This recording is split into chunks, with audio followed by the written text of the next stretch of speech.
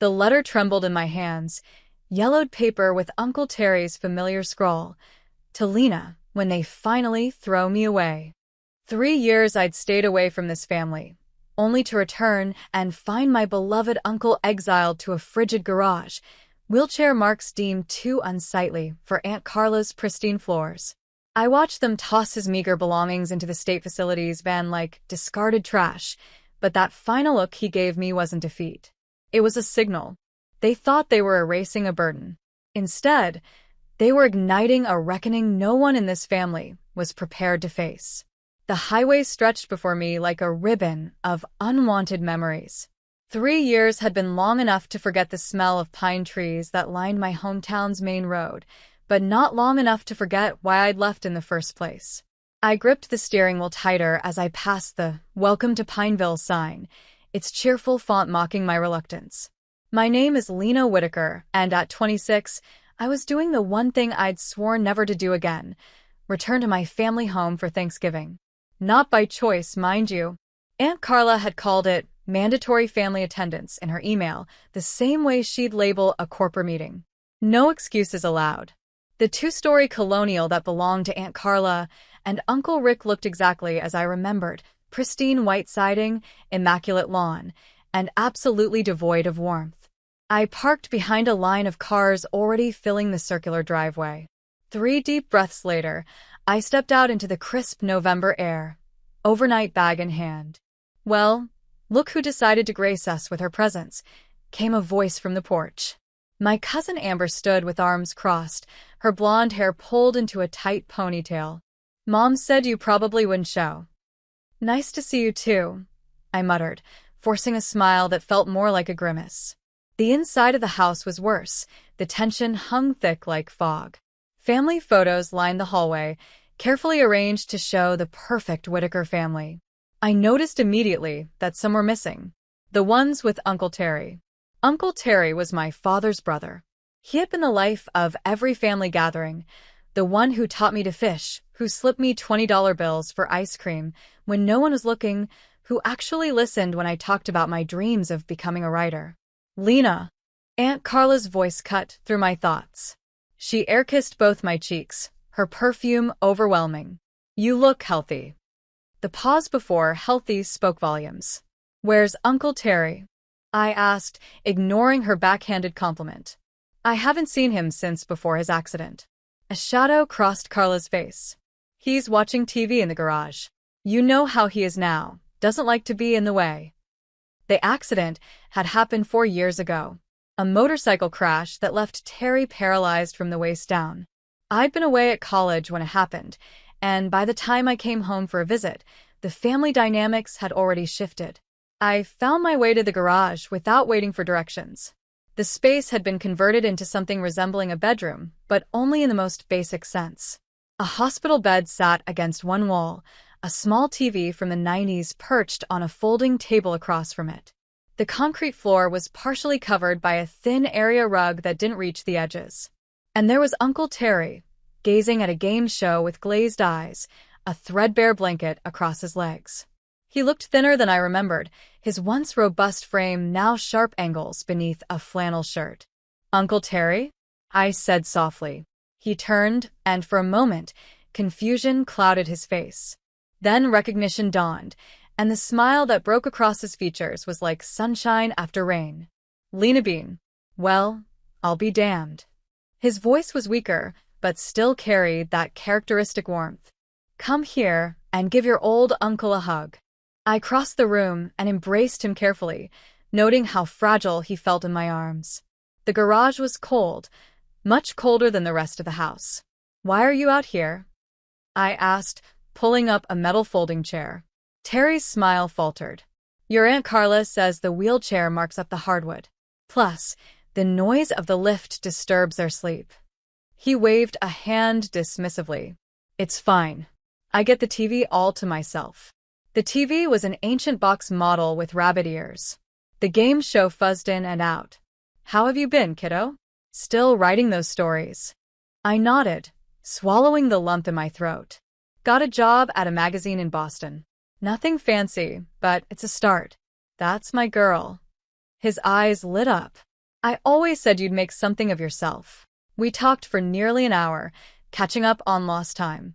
He asked about my apartment, my friends, my dreams, all the things no one else in the family ever bothered to ask. I told him about the novel I was working on in my spare time, and he listened with genuine interest. Dinner's ready. Amber's voice called from the doorway. She didn't even step into the garage. Mom says come now, or don't come at all. The dining room was a showcase of Thanksgiving excess. Turkey, stuffing, cranberry sauce, all arranged on Carla's best china. Rick sat at the head of the table, already carving the bird with military precision. "Nice of you to join us, Lena," he said without looking up. "I see you found Terry." I took a seat next to my younger cousin Jake, who was glued to his phone. Moments later, Uncle Terry wheeled himself in, struggling to navigate the narrow dining room entrance. "For God's sake, Terry, watch the wallpaper," Carla snapped as his wheelchair scraped against the wall. "That's custom." No one moved to help him. I stood to rearrange chairs, making space at the table. "Sit over here, Uncle Terry." I patted the spot beside me. "Oh, he usually eats on the TV tray in the garage," Carla said quickly. "It's easier for everyone." "I'm sure he'd rather eat with the family on Thanksgiving," I countered, my voice firm. Terry gave me a grateful look as he positioned himself at the table. Dinner conversations swirled around us. Amber's promotion, Jake's college applications, Rick's golf handicap. No one addressed Terry directly, as if his paralysis had somehow made him invisible. Then came the moment that made my blood boil. "Insurance denied the new wheelchair cushion again," Carla said, sighing dramatically as she passed the mashed potatoes.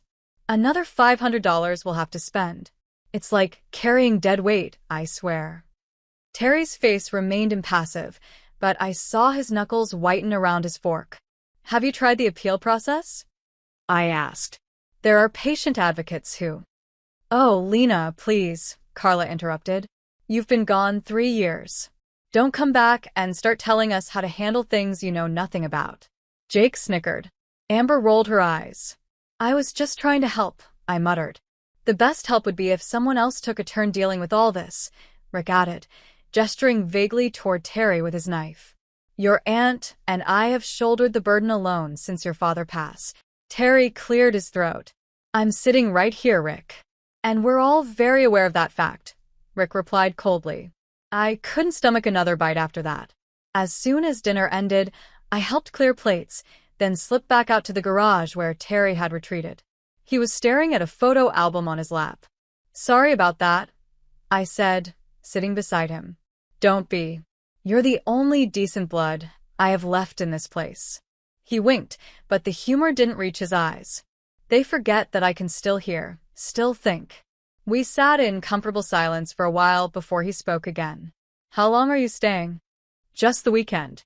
I have to be back at work on Monday." He nodded slowly, turning a page in his album. "That's what I figured." Later that night, I stepped into the kitchen for a glass of water and overheard voices from Rick's study. "The Pine Valley Care Center said they can take him Saturday," Carla was saying. "Medicaid will cover most of it." "What about his things?" Rick asked. "I've already packed the essentials. The rest can go to Goodwill." I froze, glass halfway to my lips. "What about Lena? She seems attached." "Lena left this family years ago. She doesn't get a vote." I stepped back into the hallway, my heart hammering. They were going to dump Uncle Terry in a state facility while I was here this weekend.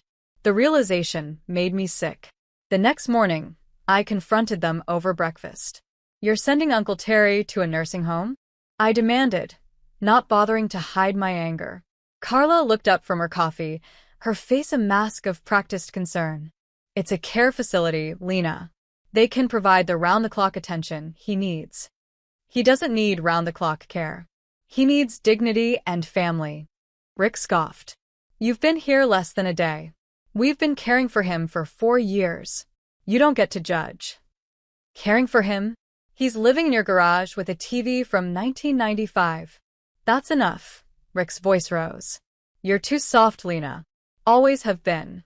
And you're not really part of this family anymore, are you? Not since you ran off to find yourself, or whatever you call abandoning your responsibilities. My responsibilities? He's your brother. And this is our house. Carla cut in. Our rules. The decision is made. I stormed out, tears burning my eyes. The weekend crawled by in tense silence. I spent most of it with Terry in the garage, trying to memorize his stories, his laugh, knowing what was coming. Saturday morning arrived with a sense of dread. A white van with Pine Valley Care Center painted on the side pulled into the driveway. 2 orderlies emerged, clipboards in hand. Time to go, Terry, Rick announced, entering the garage with Carla. I watched in horror as they tossed Terry's meager belongings into plastic bags. Carla ripped the photo album from his lap. This stays. These are family photos. Carla, please. Terry's voice cracked. That's all I have of Mom. She ignored him, tucking the album under her arm. The orderlies helped transfer Terry to their transport wheelchair. I stood helplessly by the door, tears streaming down my face. I'll visit you, I promised. As soon as I can. As they wheeled him down the driveway, Terry turned to look at me one last time. His gaze held mine for a long, meaningful moment, as if he were trying to tell me something. Then the van doors closed, and he was gone. That night, I couldn't sleep. The house felt even emptier, the silence more accusatory. I wandered into my old bedroom, untouched since high school. Sitting on the edge of the bed, I noticed something poking out from beneath the frame. I knelt down and pulled out a sealed envelope, yellowed with age.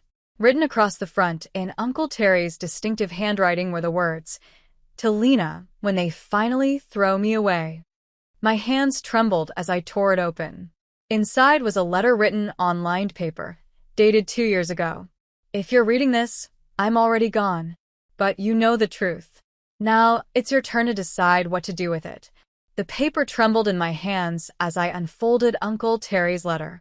His handwriting was unmistakable, the looping cursive that had signed countless birthday cards throughout my childhood. Dear Lena, it began. If you're reading this, I'm already gone. But you know the truth. Now it's your turn to decide what to do with it. I sat cross-legged on my childhood bed, the moonlight streaming through the window providing just enough light to read by.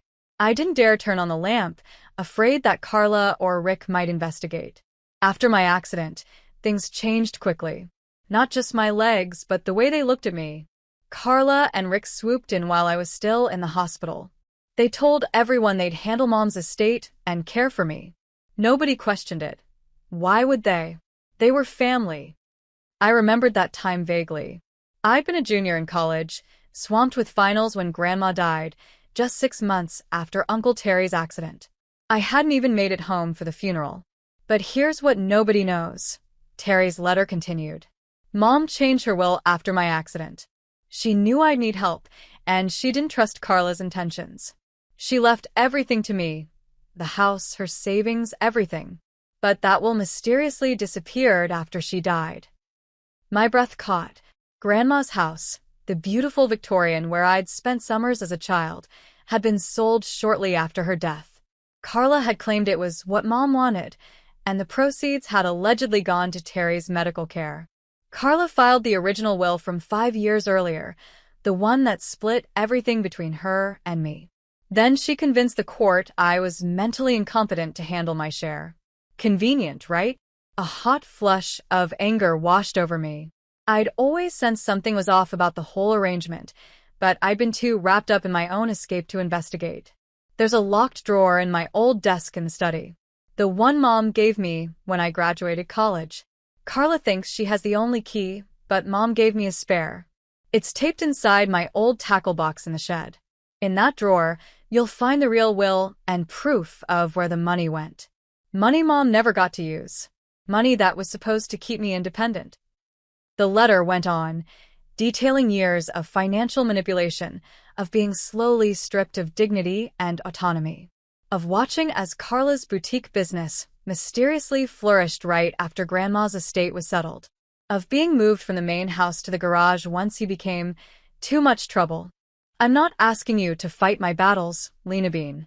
I've made my peace with whatever happens. But I thought you should know the truth. You were always the one with the backbone to stand up to them. Do with this what you will. I love you, kiddo. Uncle Terry. I folded the letter with shaking hands and slipped it into my pocket. Sleep was impossible now. My mind raced with questions and a growing sense of rage. How could they do this to him? To their own family? The next morning, I waited until Carla announced she was heading to her boutique and Rick left for his golf game. I claimed a headache and stayed behind, ostensibly to pack for my departure that afternoon. The moment their cars disappeared down the driveway, I sprinted to the backyard shed. It was musty and cobwebbed, filled with gardening equipment and boxes of Christmas decorations. In the corner sat an old green tackle box, dusty from disuse. My fingers fumbled with the rusty latch. Inside, beneath layers of fishing lures and tangled line, I found a small brass key taped to the bottom of the box, just as Terry had described. The study was off limits to everyone but Rick, but today I didn't care about rules. I slipped inside, closing the door quietly behind me. Uncle Terry's desk sat in the corner, a beautiful cherrywood piece that had belonged to my grandmother before him. The key fit perfectly into a small drawer on the right side. Inside, I found a manila folder labeled Mother's Affairs in Terry's handwriting.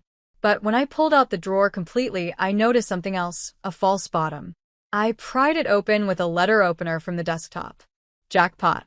Hidden in the secret compartment was a thick envelope containing medical records, legal documents, and most importantly, a notarized letter from my grandmother, addressed to Terry. My dearest son, it read. In light of your accident, I've updated my will to ensure you're taken care of. Don't let your sister bully you. This house is yours, and so is my savings. The new will is filed with Mr. Donovan downtown. Stay strong. All my love, Mom. Attached was a copy of the updated will, dated after Terry's accident, leaving the entire estate to him. There was also a receipt for the filing of the will with the county clerk's office, signed by a lawyer named Harold Donovan. I photographed everything with my phone, then carefully replaced the documents and locked the drawer. My heart was pounding as I slipped out of the study and back to my room. That afternoon, I made an excuse about needing to check out a bookstore downtown before leaving. Instead, I drove straight to the county clerk's office. The records department was nearly empty on a Saturday afternoon. A tired-looking clerk named Barbara helped me search for the will. After 30 minutes of digging through files, she found it, a second will for Eleanor Whitaker, dated after the one Carla had probated. It had been filed but never executed. This happens sometimes, Barbara explained. Family members file the wrong will, especially if there are multiple versions. But it's strange that no one contested it. I thanked her and made copies of everything. My next stop was the bank where Terry had his accounts. I couldn't access his records, of course, but I could check public property transactions. Sure enough, I found a record of a $90,000 withdrawal from Terry's account 5 years ago, right around the time Carla's boutique had undergone a miraculous renovation. By the time I left town that Sunday, I had a digital folder full of evidence and a burning determination to make things right. But first, I needed to see Uncle Terry. Pine Valley Care Center was a dismal, one-story building on the outskirts of town. The smell of industrial disinfectant hit me the moment I walked through the doors. I signed in at the front desk and was directed to a common room where residents sat in wheelchairs, staring blankly at a TV mounted on the wall. Uncle Terry was in the corner, gazing out a window at the parking lot. He looked even smaller than he had just days before, dressed in a generic hospital gown instead of his own clothes. Uncle Terry? I touched his shoulder gently. He turned, his eyes taking a moment to focus. When recognition dawned, his face lit up. Lena, you came. His voice was hoarse, like he hadn't used it much. Of course I came. I told you I would. I pulled up a chair beside him, noting how the other residents seemed medicated into compliance. None of Terry's usual vibrance remained in this sterile environment. How are they treating you? I asked, though the answer was written all over his diminished frame. Oh, 3 squares and a roof. He attempted a smile that didn't reach his eyes. Better than some have it. I found her letter, I said quietly, leaning closer. His eyes widened slightly, then darted around to make sure no one was listening. Did you now? And And I'm going to fix this. All of it. I promise you. For the first time since I'd arrived, I saw a flicker of the old Terry, the man who taught me to stand up for myself when the schoolyard bullies came calling. It won't be easy, he warned. Carla's got the whole town convinced she's a saint for taking me in. I don't care. What they did, what they're doing, it's wrong. Terry reached out and squeezed my hand. His skin felt paper thin. You know why I always liked you best, Lena Bean? Because you've got fire. Just like your mom did. I stayed until visiting hours ended, promising to return soon. Before I left, I read him the final page of his letter, the part he'd written to give himself strength. They can lie to everyone, but not to you, kiddo. You've always been the only one brave enough to tell the truth. As I drove back to Boston that night, those words echoed in my mind. The truth. After years of running from this family, I was now the only one willing to fight for it. 3 days later, I stood on Aunt Carla's pristine porch, one hand clutching my evidence folder, the other poised to knock. I'd taken emergency leave from work, told my roommate I might not be back for a while, and driven straight through from Boston with a singular purpose. When Carla opened the door, her smile faltered at the sight of me. Lena? What are you doing back so soon? We need to talk, I said, pushing past her into the foyer. About Grandma's will. Her face hardened immediately. I don't know what you're talking about. I think you do. I pulled out the copy of the second will. This is the will Grandma filed after Terry's accident. The one that left everything to him, not you. Carla's eyes narrowed as she snatched the paper from my hands. Where did you get this? That doesn't matter. What matters is that you filed the wrong will. You took Terry's inheritance. She scanned the document, then looked up with a dismissive laugh. This is obviously a forgery. My mother would never cut me out like that. It's notarized, Carla. Filed with the county. Ever checked? Well, it's too late now anyway. The estate was settled years ago. She tried to hand the paper back, but I didn't take it. It's never too late to correct fraud. Something dangerous flashed in her eyes. Be very careful with your accusations, Lena. You're playing with fire. No, I'm playing with the truth. The truth about how you manipulated your way into Grandma's house, how you've treated Terry like garbage, how you've stolen what was rightfully his. Carla's voice turned sickeningly sweet. Oh, Lena. Always the dramatic one. Terry's mental state has been deteriorating for years. He's paranoid, confused. He probably told you all sorts of fantastical stories. The county records told me the story, Carla. The bank statements told me the story. I stepped closer. The $90,000 that mysteriously disappeared from Terry's account right when your boutique got that fancy renovation, that told me the story. Her face went pale, then flushed with anger. You ungrateful little. She caught herself. Terry was living in my home for years. I deserved compensation for his care. Care? You kept him in the garage like old furniture. Get out of my house. Her voice was ice. And if you pursue this ridiculous vendetta, I'll make sure everyone knows you're just after money. Trying to loot a crippled man's pity. I left, shaking with rage, but also with a strange sense of validation. Her reaction had confirmed everything. That evening, my phone exploded with notifications.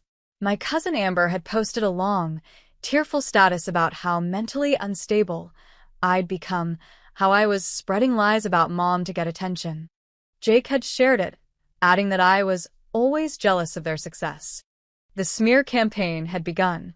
The next morning, I visited a probate attorney named Sarah Lewis. Her office was small but professional in a converted Victorian downtown. It's an unusual case, she admitted after reviewing my documents. The second will can be reopened, but after this much time, it'll be challenging. The courts don't like disturbing settled estates. What about the fraud aspect? That helps, but we'd need strong evidence of deliberate concealment. She studied me over her glasses. Are you prepared for how ugly this could get? Family lawsuits are brutal. I'm doing this for Uncle Terry. He's the only real family I have left.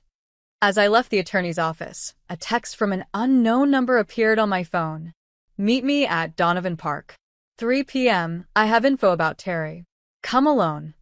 The message wasn't signed, but something told me it was important.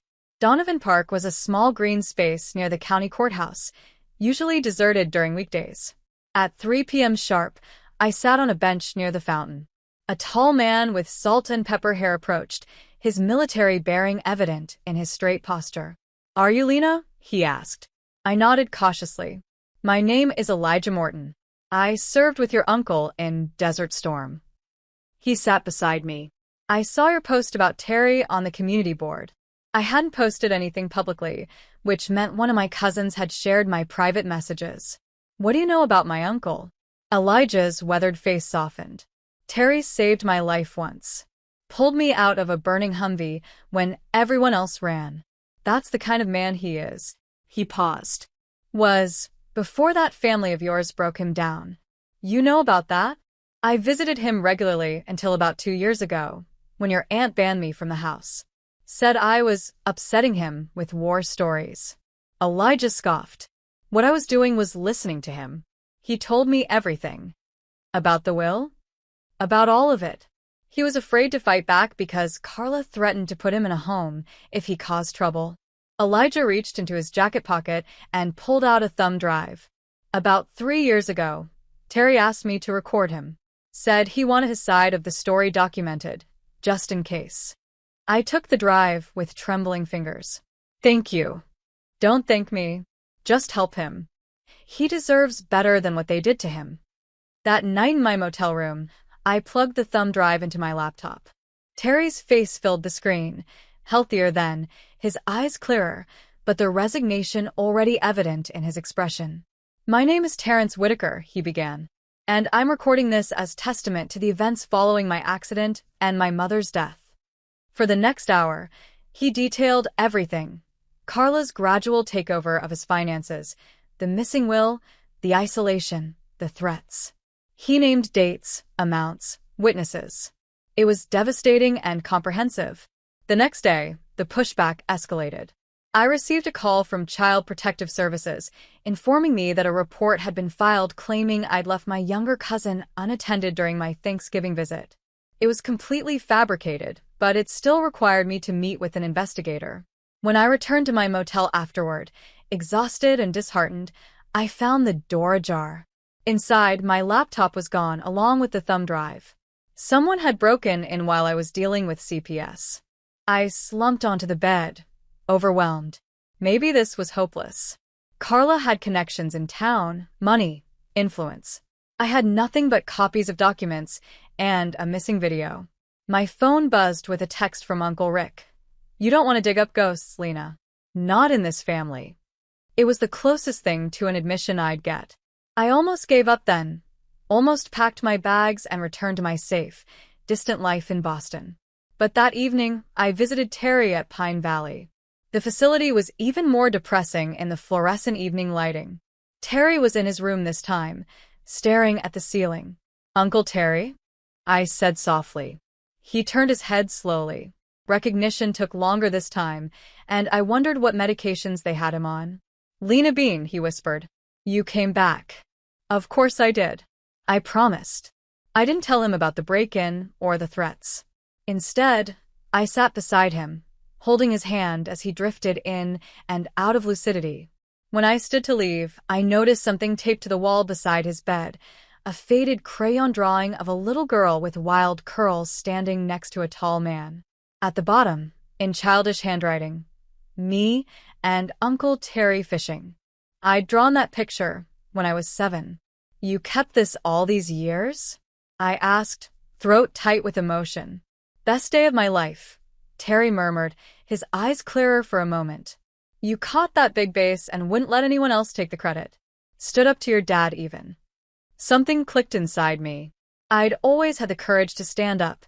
I'd just forgotten it somewhere along the way. Back at the motel, I dug out my backup copy of Terry's letter, the one I'd scanned to my cloud account. I couldn't post the video, but I could share this. I created an anonymous account and uploaded select portions of the letter to the local community Reddit thread, careful to redact anything that might identify Terry directly. The post was titled, "Elder Abuse and Inheritance Fraud in Pineville. A family's dark secret. By morning, it had hundreds of comments. People were outraged, sharing stories of similar experiences with elderly relatives. Some recognized the boutique details and had already connected the dots to Carla. Negative reviews began appearing on her business page. "How can you trust someone who would steal from her own brother?" one read. A local news blogger reached out to the Reddit account, asking for an interview. The tide was beginning to turn. Later that day, I received another text from Rick. "Take down that post or we sue for defamation." I didn't respond. Instead, I forwarded it to my attorney, who advised documenting all threats. We were building a case, piece by piece. The final push came unexpectedly. A reporter from Channel 5 News contacted me, having heard rumors about the situation. They wanted to do a feature on elder abandonment, using Terry's case as an example. "I'll only agree if you tell his story with dignity," I insisted. "This isn't about sensation. It's about justice." The reporter, a woman named Dana with kind eyes and a determined set to her jaw, agreed. "People need to know this happens, even in good families." The interview was scheduled for the following week. In the meantime, Carla launched a counteroffensive, posting a tearful Facebook video about being betrayed by her niece and false accusations from a troubled girl. But the comment section wasn't buying it. People asked pointed questions about Terry's condition, about the will, about the money. Carla's carefully constructed image was crumbling. I visited Terry every day, watching him grow stronger with each visit, as if my presence alone was medicine. I brought proper clothes, books, his favorite snacks. The staff noticed the difference and began treating him with more care. "You know what the worst part was?" Terry confided during one visit. "Not the garage or the cold or even the money. It was that they thought I was stupid, that the accident took my mind along with my legs." "They're the stupid ones," I replied, squeezing his hand. "And soon everyone will know it." On the day before the interview, I received an unexpected call from Elijah. "I made a backup of that video," he said without preamble. "Never trust originals to anyone. That's what the military taught me. I'll bring it to the station tomorrow." Hope surged through me. With the video testimony, the will copies, and the bank records, we had a solid case. As I hung up, another call came through, this one from Sarah Lewis, my attorney. "Lena, I've been in contact with Harold Donovan, the lawyer who helped your grandmother update her will. He's retired now, but he remembers the case clearly. He's willing to testify that Carla was informed of the second will and chose to ignore it." Pieces were falling into place. Justice for Terry was finally within reach. That night, I sat alone in my motel room, reviewing my notes for the interview. My phone chimed with a notification. Carla had tagged me in another social media post, this one claiming I was unstable and making up stories for attention. I switched off my phone without reading further. Tomorrow, the real story would be told. And for once, the truth would be louder than Carla's lies. The Channel 5 News van parked outside Pine Valley Care Center stuck out like a sore thumb. Its bright logo seemed to shine a spotlight on years of hidden family secrets. I stood in the lobby, smoothing my blouse nervously as Dana, the reporter, set up her equipment in a small meeting room. "Remember," I told her, "this isn't about me. It's about what happened to my uncle and how many others might be suffering the same fate." Dana nodded, her eyes kind but professional. "We'll focus on the system that allows this to happen, but Lena, your part in this story matters too. Viewers connect with people, not just issues." Uncle Terry was wheeled in by an attendant, wearing the button-down shirt and slacks I'd brought him earlier that week. He looked more like himself than he had in days, though anxiety creased his forehead. "You sure about this, Lena Bean?" he whispered as the attendant positioned him by the window. "Once we do this, there's no going back." I squeezed his shoulder. "I'm sure. Are you?" He nodded, a spark of the old Terry flaring in his eyes. Let's set the record straight. The interview lasted nearly 2 hours. Terry spoke with dignity about his accident, the changes in his family's treatment, and his gradual loss of autonomy. I filled in the gaps with what I discovered about the will and the financial manipulation. Dana asked thoughtful questions, Never sensationalizing but never flinching from the hard truths either. "We'll air this tomorrow evening," she promised as her cameraman packed up. It's a powerful story. That night, my phone exploded with notifications. Someone had leaked that the interview was happening, and Carla was in full damage control mode. She'd posted a tearful video claiming she was being victimized by liberal media and that family matters should stay private. The comments section wasn't having it. "If you've got nothing to hide, why are you so worried?" wrote one local. Another chimed in, "I've seen how Terry was treated at family functions. Shame on you, Carla." The tide of public opinion was turning, but I knew Carla wouldn't go down without a fight. I was right. The next morning, I found my car's tires slashed in the motel parking lot. A note on the windshield read simply, "Go home." Instead, I called a cab and headed to the county records office. I needed to double-check something that had been nagging at me since I first read Terry's letter. "I need any documents relating to genetic testing ordered by the court for the Whitaker family," I told Barbara, the clerk who'd helped me before. She raised an eyebrow but didn't ask questions. 20 minutes later, she returned with a thin folder. "Found this in the sealed family court records," she said. Had to pull some strings, but she slid it across the counter with a knowing look. Inside was correspondence from a genetics lab dated shortly after my birth. The letterhead read, "Midwest Genetic Services." I scanned the contents, my heart beginning to race. "Test confirms 99.9% probability of paternity." I couldn't process the rest. The room seemed to tilt sideways. That evening, after the news segment aired, I drove to a pharmacy and bought an at-home DNA test. I needed to know for sure. 2 weeks later, the results arrived in my email while I was sitting in my attorney's office discussing our court filing. "Are you okay?" Sarah asked as the color drained from my face. "You look like you've seen a ghost." "I think I have," I whispered, turning my phone to show her the results. The test confirmed what the court records had suggested. Terry wasn't my uncle. He was my father. I drove straight to Pine Valley, my mind racing with questions. How long had Terry known? Why hadn't he told me directly? Was this why Carla had always treated me differently? I found Terry in the day room, watching the small TV where residents gathered. In the 2 weeks since our interview aired, he'd gained weight and color. The staff, aware of his story now, had been treating him with newfound respect. "Uncle Terry," I said, sitting beside him. "We need to talk." His eyes met mine, and I saw immediately that he knew why I was there. "You found out," he said softly. It wasn't a question. "Why didn't you tell me?" My voice cracked despite my efforts to stay calm. Terry sighed, wheeling his chair toward a quieter corner of the room. "I wanted to, Lena. So many times. But it wasn't just my secret to tell." The story spilled out slowly. Terry and my mother, not my aunt as I'd been raised to believe, had been in love during his military service. She got pregnant, but Terry was deployed overseas. By the time he returned, Carla and Rick had convinced my mother she couldn't raise a child alone. They offered to adopt me. "Your mother died when you were just 2, Terry explained, his voice heavy with old grief. Car accident. I was back overseas. By the time I got home, Carla had legal custody and wouldn't let me near you. Said it would confuse you. So you just gave up? I couldn't keep the hurt from my voice. No, kiddo. I fought. For years.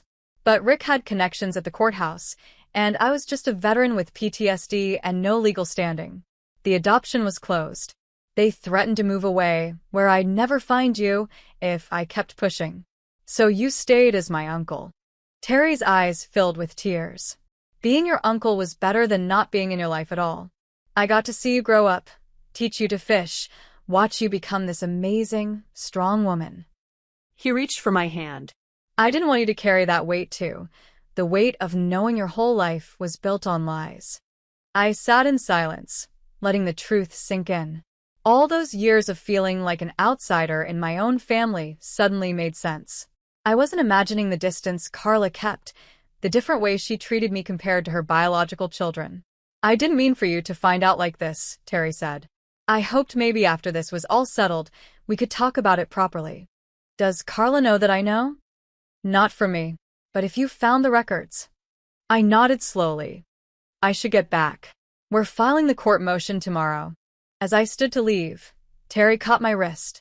Lena, no matter what happens with all this legal business, just know I've always been proud to be your father. Even when I couldn't say it out loud. The revelation sent me into an emotional tailspin. I drove aimlessly for hours, trying to process 26 years of identity built on quicksand. By the time I returned to my motel, it was past midnight. My phone showed 16 missed calls, most from my attorney, 1 from Elijah, and 3 from an unknown number. I listened to the voicemails in order. Sarah, Lena, call me immediately. Something's happened with Carla's boutique. Elijah, turn on the news, kid. All hell's breaking loose. Unknown, this is Officer Danville with Pineville Police. We need to speak with you regarding an incident at Whitaker Boutique. I turned on the local news to find Carla's boutique had been vandalized. Windows smashed, thief spray-painted across the storefront. The reporter mentioned the recent allegations of elder abuse and fraud that had aired on a competing channel. I felt sick. This wasn't what I wanted. Justice, yes, but not vigilante destruction. The next morning, Sarah called with an update. The court has agreed to hear our motion to reopen the estate next week. But Lena, there's more. Your DNA results, we can use them. How? As a direct descendant of Terry, you have standing to challenge the will on his behalf. It strengthens our case considerably. I thought about the implications. Going public with my parentage would change everything. There would be no going back to the life I'd known. Do it, I said finally. Use everything we have. The news about the DNA test spread like wildfire through Pineville. By afternoon, Amber had posted a scathing rant about me, making up lies to steal family money. But this time, the comments weren't in her favor. People were connecting the dots between Terry's story, the hidden will, and why Carla might have wanted to keep me in the dark about my real father. 3 days before our court date, Elijah called with a breakthrough. I found Donovan, the lawyer who helped your grandmother file the second will. He's retired to Florida now, but he's willing to testify by video. Says he remembers Carla coming to his office and being furious about the changes. Pieces were falling into place. We had the will copy, bank records showing suspicious transfers, Terry's video testimony, and now a witness to Carla's knowledge of the will. The DNA test was the final piece, proof that I had legal standing as Terry's daughter. The media coverage intensified. A regional newspaper picked up the story, running a front-page piece titled Family Fraud, The Whitaker Inheritance Scandal. The article detailed how Terry had been systematically stripped of his inheritance, his autonomy, and finally, his home. Carla's boutique remained closed, windows boarded up. According to local gossip, she hadn't left her house in days. The night before our court date, I received a text from Rick. This has gone too far. Meet me at Donovan Park, 9 p.m. Let's end this without more damage. Every instinct told me not to go alone, so I called Elijah. Can you be nearby? Not close enough to be seen, but... Say no more, he replied. I'll be there. Rick was already waiting when I arrived, sitting on the same bench where I'd first met Elijah. He looked haggard, the confident businessman replaced by a man who hadn't slept in days. You've made quite a mess, he said as I approached. I didn't make the mess, Rick. I just exposed it. He laughed bitterly. You have no idea what you've done. Carla's business is ruined. Our reputation is shot. Even the kids are suffering. Amber's fiancé called off the engagement. I never wanted collateral damage, I said honestly. But Terry deserved better than what you did to him. Rick stared at his hands. It wasn't supposed to go this far. The plan was just to manage Terry's share of the inheritance until he got back on his feet. But then Carla got a taste of controlling the money, and he shook his head. Things got away from us. And what about me? Did you ever plan to tell me who my real father was? His head snapped up. You know about that? DNA doesn't lie, Rick. Unlike family. He seemed to deflate further. That was Carla's decision. She was afraid you'd choose him over us if you knew. And after your mother died, he trailed off. It doesn't matter now. It's all coming out in court tomorrow anyway. It doesn't have to, I said. Terry doesn't want a long legal battle. He just wants what's rightfully his and to be treated with dignity. Rick nodded slowly. Carla won't agree to settle. She's not thinking clearly right now. But I am. He pulled out an envelope. This is a cashier's check for $200,000, what's left of the inheritance plus interest, and a signed statement admitting what we did with the will. I stared at the envelope, suspicious. Why now? Because I'm filing for divorce, he said flatly. And I want to do one right thing before I leave this mess behind. I took the envelope but made no promises. I'll discuss it with Terry and our attorney. As I walked away, Rick called after me. For what it's worth, he was always a better man than me. Terry, I mean. You got the good genes, kid. The next morning, media trucks lined the courthouse steps. Sarah met me outside, reviewing our strategy one last time. We decided to present Rick's offer but proceed with the hearing regardless. His statement would be valuable evidence if Carla contested. We were about to enter when my phone rang. It was Pine Valley Care Center. Ms. Whitaker? You need to come quickly.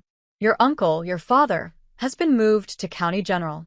His condition has deteriorated overnight. I froze, torn between the court appearance we'd fought for and Terry's bedside. Go, Sarah said firmly. I'll handle this. Terry needs you more than the court does. I raced to the hospital, heart pounding. Terry had been stable for weeks. What had happened? The answer came from a tired-looking nurse in the ICU. Stress-induced cardiac event. His body's been through too much.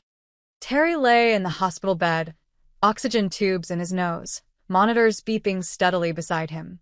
He looked smaller than ever, but his eyes brightened when he saw me. Hey, kiddo, he whispered. Sorry to miss the big showdown. Don't talk, I said, taking his hand. Save your strength.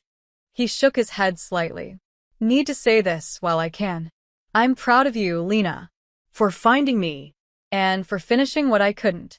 We're going to win, Dad, I said, the word feeling strange and right all at once. Sarah's at the courthouse now. Rick gave us a statement confessing everything. A small smile touched his lips. Dad, he repeated. That sounds nice. We sat in comfortable silence as morning turned to afternoon. My phone buzzed occasionally with updates from Sarah. The judge was reviewing Rick's statement. Carla had arrived looking distraught. Reporters were everywhere. At 2:17 p.m., Sarah texted. We won. Judge ruled in our favor. The estate is restored to Terry, with damages. Rick's testimony was the final nail. I showed Terry the message, tears of relief streaming down my face. It's over. We did it. He squeezed my hand weakly. Read me the letter, he whispered. The one I left you. I pulled the worn paper from my purse and read it aloud, my voice catching on certain phrases that now held new meaning. When I finished, Terry's eyes were closed, but a peaceful smile played on his lips.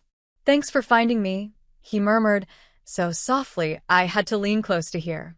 And for finishing what I couldn't. Those were the last words Terry Whitaker ever spoke. He died that night with his daughter holding his hand, finally free from the prison his family had built around him. The night before Terry's funeral, I sat alone in his hospital room, surrounded by the personal effects the nurses had gathered for me. His wallet with a faded photo of my mother. His watch, still ticking stubbornly. A dog-eared paperback he'd been reading. The television in the corner played muted local news. A headline scrolled across the bottom. Local businessman Richard Whitaker arrested for fraud. The footage showed Rick being led from the courthouse in handcuffs. After the judge ruled in our favor, investigations into the financial records revealed deeper layers of fraud. Rick hadn't just helped hide the will, he'd actively falsified documents and committed perjury during the original probate process. The district attorney had filed criminal charges immediately. I turned off the TV. Victory felt hollow without Terry here to see it. Sarah had called earlier with details about the estate. The judge had ordered the full value restored to Terry's estate, with substantial penalties. As his legal heir, everything now belonged to me. The money, the house Carla and Rick still occupied, and all of Grandma's possessions they'd kept for themselves. A soft knock at the door interrupted my thoughts. A hospital chaplain peeked in. Ms. Whitaker? I'm Father Michael. I just wanted to check if you needed anything. I shook my head. Thank you, but I'm fine. He nodded sympathetically. The funeral home called. They're ready whenever you are. The funeral home. Another stark reminder that this was real. Terry was gone. I'd spent the day making arrangements, selecting a casket, choosing readings. All for a man I'd only known as my father for a few brief days. There is one thing, I said suddenly. Would the hospital have kept a record of what he said? His last words. The chaplain looked surprised. Sometimes nurses document that. Would you like me to check? An hour later, he returned with a page from Terry's chart. In neat nursing handwriting, 1903 hours, Point spoke to daughter. Said, thanks for finding me. And for finishing what I couldn't. VSS, 2,217 hours, Point became unresponsive. I folded the paper carefully and placed it in my wallet. Whatever else happened, I would keep his last words safe. The morning of the funeral dawned clear and cool. I'd chosen a small chapel near the veteran cemetery, where Terry would be interred with military honors. I hadn't invited Carla or her children, but I'd placed a notice in the local paper, open to anyone who wished to pay respects. I arrived early, clutching the journal where I'd written my eulogy. The chapel was simple, wooden pews, stained glass windows, a small altar where Terry's casket rested beneath an American flag. To my surprise, people began arriving an hour before the service. First came Elijah, with 3 other veterans in pressed uniforms. Then Barbara from the county clerk's office. Dana from Channel 5 slipped in quietly, without a camera crew. Several nurses from Pine Valley Care Center arrived together, carrying a wreath of white lilies. By the time the service began, the chapel was nearly full. Most faces I didn't recognize, people who had read Terry's story in the papers or seen the interview, who came to honor a man they'd never met but whose struggle had moved them. When it was time for the eulogy, my legs felt wooden as I approached the podium. I unfolded my notes with trembling hands and looked out at the gathered faces. My name is Lena Whitaker, I began. And I'm here to tell you about the strongest man no one ever saw until now. The words flowed more easily than I'd expected. Stories of Terry's humor, his kindness, his quiet dignity in the face of betrayal. I spoke of fishing trips and bedtime stories, of the man who'd been my father in all the ways that mattered, even when neither of us knew the truth. Terry taught me that family isn't about blood, I concluded. It's about who stands beside you when the world turns away. He stood beside me my entire life, even when he could no longer stand at all. And in the end, I'm grateful I could stand for him when he needed it most. There wasn't a dry eye in the chapel when I finished. As the military honor guard folded the flag and presented it to me, on behalf of a grateful nation, I felt a strange sense of peace settling over me. Terry had his dignity back, even if only in death. At the cemetery, after the rifle salute and taps, people came to offer condolences. Most were strangers with kind words about how Terry's story had affected them. Some shared similar experiences with elderly parents or disabled relatives. Each conversation reinforced that making his story public had been the right choice. The last person to approach was Sarah, my attorney. I have something for you, she said, handing me a sealed envelope. This was in Terry's personal effects at the care center. The director found it while clearing his room. The envelope simply read, for Lena, after. Inside was a single key and a handwritten note. Lena Bean, if you're reading this, our fight is over one way or another. This key opens the cabin upstate where your mother and I spent our happiest days. It's yours now. Use it when the world gets loud again. Love always, Dad. I clutched the key tightly, a tangible connection to both parents I'd barely known. That evening, as the sun set over the cemetery, I sat alone by Terry's fresh grave. The day's emotions had left me drained, but strangely clear-headed. I'm going to be okay, Dad, I whispered to the marble headstone. And I'm going to make sure what happened to you doesn't happen to anyone else. As I walked back to my car, my phone buzzed with a news alert. Carla Whitaker files for bankruptcy following fraud investigation. Justice continued its course, even as I focused on saying goodbye. 1 year later, the Whitaker Legacy Foundation occupied a modest office in downtown Pineville. What it lacked in grandeur, it made up for in purpose. The walls lined with thank you letters from elderly clients we'd helped, photographs of families reunited, news clippings about policy changes we'd influenced.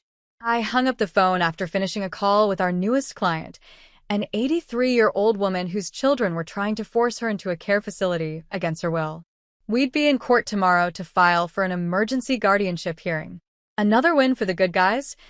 Asked Megan, our paralegal and office manager. I smiled. We'll see, but I like our chances. The foundation had started small, just me and a part-time lawyer using a portion of Terry's estate to provide legal aid to vulnerable seniors. Now we had 3 full-time attorneys, 2 social workers, and a growing reputation as the place to turn when the system failed. Every Friday afternoon, I left the office early and drove 2 hours north to the cabin Terry had left me. The small A-frame by a quiet lake had become my sanctuary, the place where I retreated to write, to think, and sometimes, just to remember. This particular Friday marked 1 year since Terry's passing. I arrived at the cabin as the sun began its descent behind the pines, casting long shadows across the wooden deck. Inside, the manuscript for my nearly completed memoir sat on the desk, the letter he left behind printed across the title page. Writing had been therapeutic, a way to process everything that had happened. The book chronicled not just Terry's story, but the broader issues of elder abuse, inheritance fraud, and the broken systems that allowed such things to happen. My editor believed it would make waves when published next spring. I made a simple dinner and took it out to the dock, watching the sunset paint the lake in shades of orange and gold. In moments like these, I could almost feel Terry's presence, not in a mystical way, but in the peace that had finally settled in my heart. My phone buzzed with a text from Sarah, who had become both my attorney and my friend. Thought you'd want to know. Saw Carla today at Baker's Market. Scanning groceries at Register 6. I felt no satisfaction at the news, only a vague sadness. After the bankruptcy, Carla had lost everything: her house, her social standing, her boutique. The court had ordered her to repay what she'd stolen plus damages, leaving her nearly destitute. Her children had distanced themselves, unwilling to be associated with the scandal. Rick had faced the harsher legal consequences, serving a year in minimum security for fraud and perjury. Last I heard, he'd moved to Arizona after his release, starting over where no one knew his name. Justice had been served, but it had left wreckage in its wake. I couldn't bring myself to regret what I'd done, but neither did I celebrate their downfall. The following Monday brought an unexpected invitation. The local chapter of Elder Advocates wanted me to speak at their annual charity gala. Your foundation's work is changing lives, the email read. We'd like to honor that. The gala was held at the Pineville Country Club, the same venue where Carla had once hosted her lavish boutique fundraisers. The irony wasn't lost on me as I stepped into the ballroom in a simple black dress, carrying the speech I'd written on the cabin's deck. This year's Advocate of the Year award goes to Lena Whitaker, founder of the Whitaker Legacy Foundation, announced the MC, a silver-haired woman I recognized from the city council. In just 1 year, her organization has helped over 200 seniors retain their autonomy, dignity, and financial security. Applause filled the room as I approached the podium. The Crystal Award felt heavy in my hands, substantial, like the responsibility it represented. I accept this in the name of Terry Whitaker, I began. A man who taught me that true strength isn't about power or money, or even the ability to stand on your own 2 feet. It's about maintaining your dignity when others try to strip it away. As I spoke, a memory surfaced, Terry lifting me onto his shoulders at the county fair when I was 6, so I could see the fireworks above the crowd. "Higher, Uncle Terry," I'd squealed, and he'd obliged, making me feel like I could touch the sparkling lights. That memory had anchored me through the darkest days of our fight.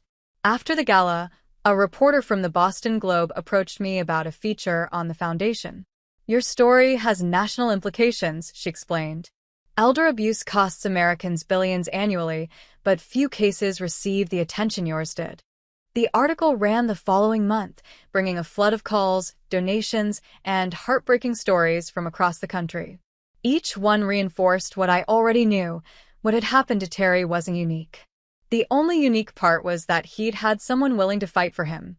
When my memoir was published that spring, I dedicated it to Terry Whitaker, father, friend, and fighter.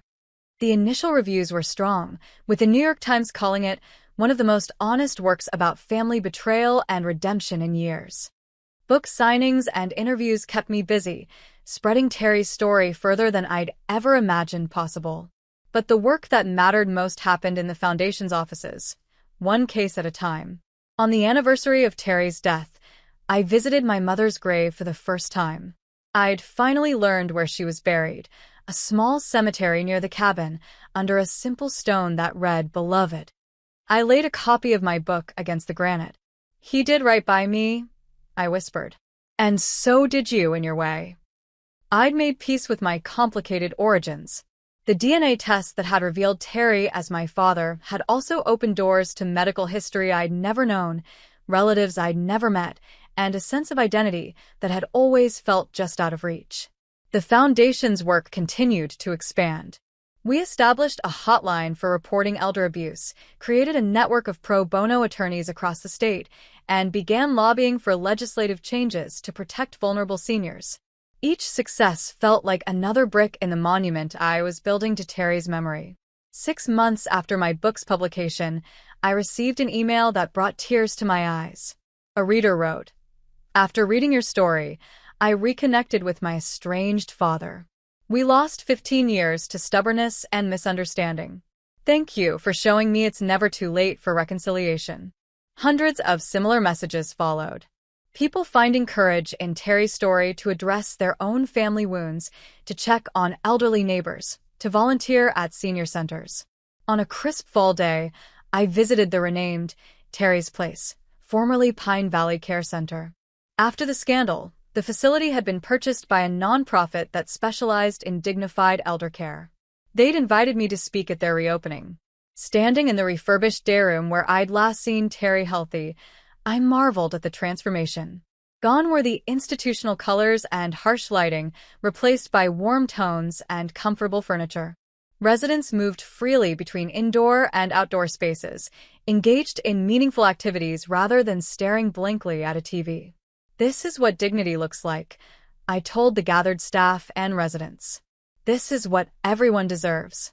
As I drove back to Boston that evening, I reflected on how completely my life had changed in less than 2 years. I'd gone from a magazine writer avoiding family holidays to the founder of a growing nonprofit, author of a successful memoir, and advocate for systemic change. All because of a letter left under a bed. In my apartment that night, I opened my laptop to find an email from a production company interested in adapting Terry's story for film. The producer wrote passionately about honoring his journey with authenticity and respect. I closed the laptop without responding. Some decisions deserve the quiet reflection of the cabin, where Terry's presence felt strongest. That's where I would consider how best to share his story next. As I drifted toward sleep, I thought about Carla and Rick, about the lives destroyed by greed and secrets. They had tried to erase Terry, to diminish him, hide him away, make him small enough to forget. But in their cruelty, they had handed me the very tools I needed to ensure he would never be forgotten. They thought they'd erased him, but what they really did was hand me the pen. What would you be willing to sacrifice to uncover the truth about your own family? The answer might be more terrifying than the lies. If this story touched you, please like, subscribe, and share to help others find their voice when the world tries to silence them.